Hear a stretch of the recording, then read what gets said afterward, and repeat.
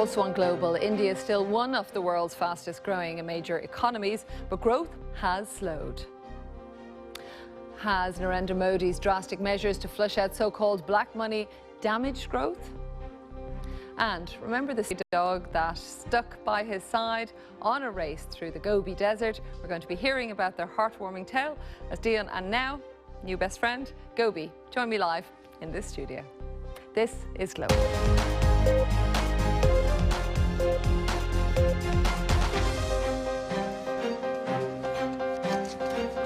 So India is still one of the world's fastest growing major economies, but not the fastest, as growth slowed to 6.1% in the first 3 months of the year.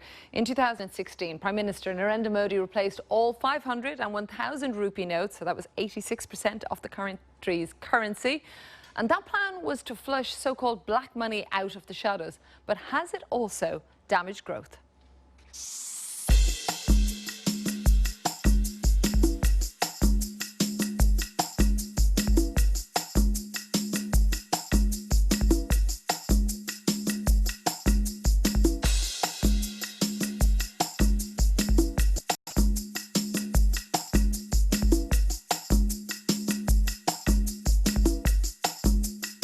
It's difficult for us to relate to the 7% plus growth rate in the economy, primarily because post demonetization there has been at least a partial breakdown of the rural economy.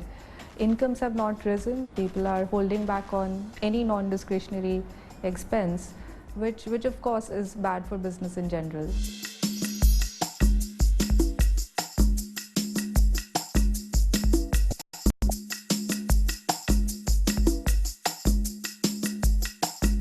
Last few years and especially few months have been very, very bad for real estate development market.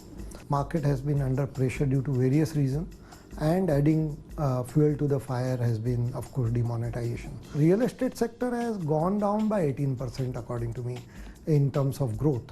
So it's a negative growth.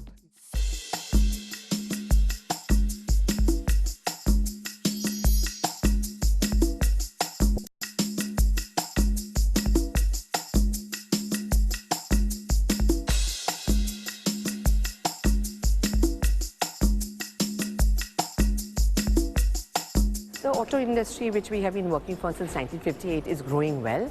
There are little ups and downs. There was a little setback because of demonetization, but the inherent structure of the industry is robust. Indian economy is going to be at 7 to 8%, and we will definitely achieve it in 17-18.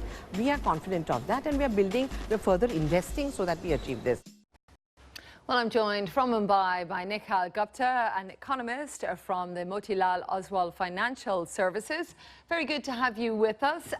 Some are blaming Mr. Modi's plan to get rid of the larger currency notes in the economy on this slowed growth. How do you see it? Hi. I think demonetization did have an impact on real GDP growth in Q4 FY17. Was actually writing on the wall, because even the high frequency data that we get, it was very clear that the construction activities or the real estate sector got really hit hard. As per the GDP data also that we got today, construction activities declined at a record pace of 3.7%, which led to a slower growth in overall GDP growth. What else do you think is at fault? I mean, some would say growth that it's had is great for a country. There are some countries around the world that would be delighted with it. Do you really think it's bad news? Not necessarily, because although Q4 witnessed a slower growth, if you look at the full year FY17 growth, it was still 7.1%, which was in line with what the government agencies were estimating, and it still makes India the fastest growing economy in the world. So Q4 was an aberration in that sense, but overall the growth remains strong. How do you feel, or do you feel, this will impact Mr. Modi politically? No, I don't think so. I don't think it would hurt him politically, because the intent with which demonetization was done, the intent was very clear, and even though it did hurt the economic activity growth, it hasn't collapsed the economic activity, and I don't think it is going to sustain for a longer period of time. So probably FY18, if not too much better than FY17, will be as good as FY17, and unless it collapses the economic activity, it is not going to hurt Mr. Modi's a lot of people, they popularity. look at India, they look at China when they're looking at the world's fastest growing economies. Is there something you think that India could learn from China when it comes to their economy? No, I don't think GDP growth is the only parameter with which we need to measure the economic activity, because there are a lot of estimations involved in GDP growth. So yes, we need higher GDP growth, and as a developing economy, we must have higher GDP growth. But as I said, this is not the only parameter with which we need to measure the economic activities. So even now, although we are faster than China, we are expected to remain the fastest growing economy in the coming year as well.